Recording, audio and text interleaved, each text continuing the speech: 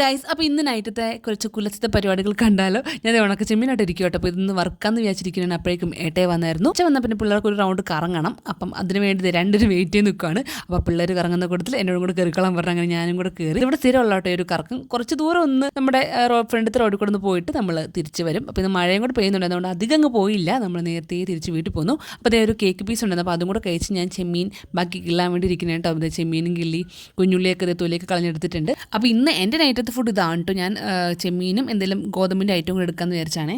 പിന്നെ വേറെ താള് വെച്ചിട്ടുള്ളത് കറിയും തോരനൊക്കെ ഉണ്ട് കേട്ടോ. പക്ഷേ താള് ഞാൻ കഴിച്ചിട്ടില്ല. താള് അങ്ങനെ എനിക്ക് വലിയ താല്പര്യമില്ല കേട്ടോ.